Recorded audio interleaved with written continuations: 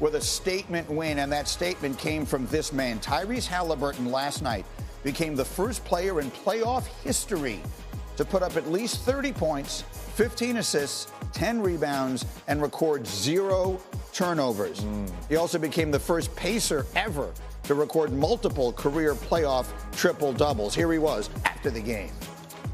I feel like I let the team down in Game 3. I felt like I could have been so much better. So I felt like I responded the right way today. We've been a team that has kind of found a way to do the impossible when it always seemed impossible. You know, we just keep fighting. So it's going to be a testament to our whole playoff run. You know, now we have to be in one of the biggest fights of our lives and of our season, and it starts with next game. That's tomorrow night, Game 5 in New York. Chiney is here, and the win man, I will start with you, as you can take, I know you're too big a man to do it, but you could take a victory lap. You told us all before these playoffs started that the Pacers were a championship contender hiding in plain sight because of their seed. They, and in particular Tyrese Haliburton, very impressive last night. Yeah, well, I think when you look at the Pacers, you have to have a coach that has a system that matches the talent. And actually, I think that in a lot of ways sums up the Knicks. The Knicks are there because of those things. But Haliburton is a player who rises above in the playoffs. I mean, he only averages 18 points. I say only like that's a low number. But in the modern day and age when lots of teams have multiple 20-point scorers, you don't see this guy routinely put up enormous scoring numbers like you see across the league, but he is a brilliant postseason player. He has got a number of amazing postseason performances, and this is at the top of the list. And his ability to drive this team and take advantage of the rest of the talent is why the Pacers are on the brink of the finals. Chiney, let me give the exact numbers again. He scored 32 points, 15 assists, 12 rebounds, and 0 turnovers. What are the right things to say, Chiney, about Tyrese Haliburton this morning?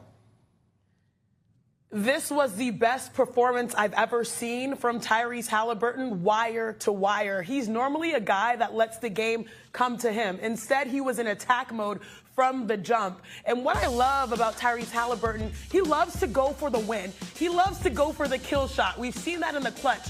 But no, he did this over the course of the entire game.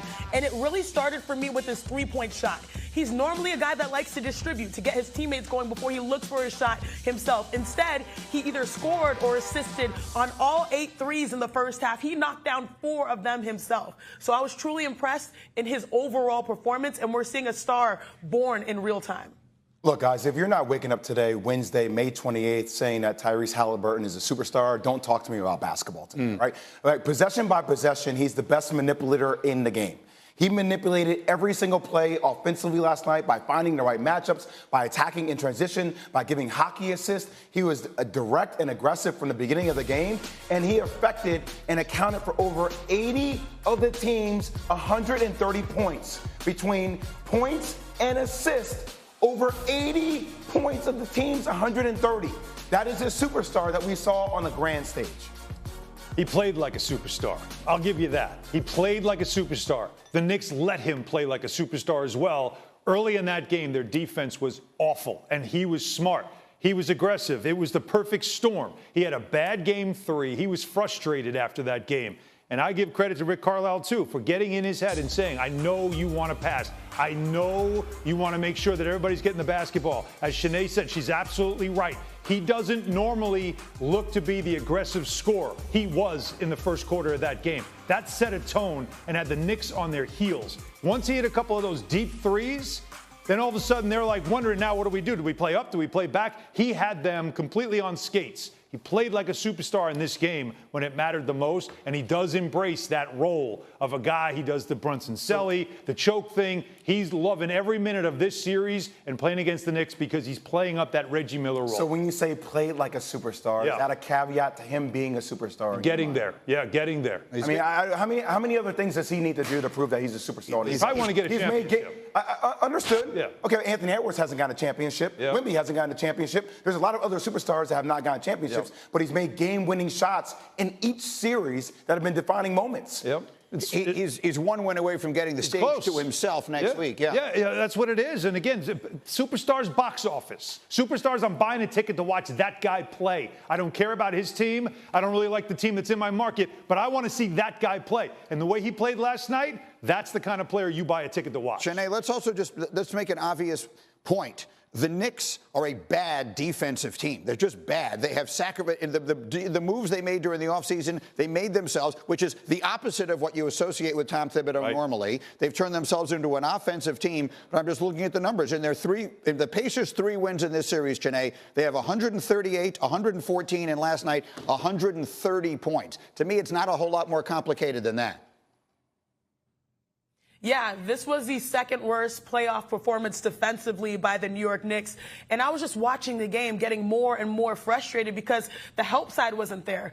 The winning of the point of the attack was not there. You know, and when I think about Jalen Brunson, you know, going into game 4, he had the worst defensive rating of anyone on his team.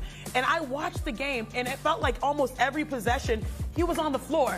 Now, he takes a beating, and he's a stellar player. He is a superstar, too, if we're going to talk about people that, you know, really are box office. But on the defensive end, they attacked him. And I think that was the biggest issue because your best offensive lineups can be defensive liabilities. And we've seen that happen time and time again.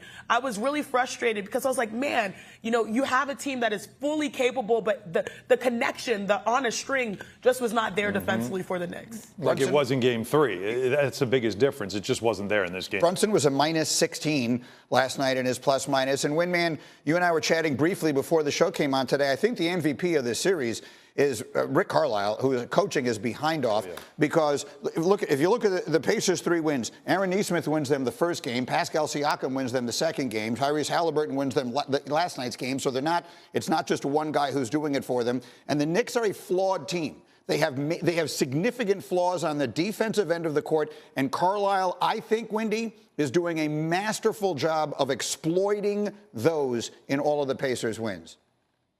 Yeah, let me put a number on it. So last night, they put Jalen Brunson in pick and roll 25 times. They targeted him 25 times. And a lot of it was just Haliburton barreling downhill. And, you know, sometimes he did end on the ground, but sometimes he just sort of got out of the way. And, you know, he does compete when he can, but, you know, as Alan referenced, a lot of times it was just very easy for the Pacers to get where they wanted against him, whether that's Brunson's issue, whether that's the guy he's working with's issue. In this series, when Karl Towns and Jalen Brunson are on the court together, the Knicks have been outscored by 24 points. It wasn't terrible last night. It was -4 when they were together. But that number, when you've got your 2 All-NBA players playing together, that needs to be better. And that's not saying that they're terribly flawed players. That's an ode to the Pacers and the way that they're able to attack and put the Knicks on their heels. And that does go to Rick Carlisle and the game plan. And it also goes to Haliburton and the guys for executing it. And I will just say the same thing I said the last series when the Pacers were taking out the Cavs in 5. Had the Knicks not given away game 1 or let game 1 go away or however you want to frame it, this is it's 2-2 and you're going back to the Garden with home court. They did the same thing to the Cavs. They stole game 2 from the Cavs, and as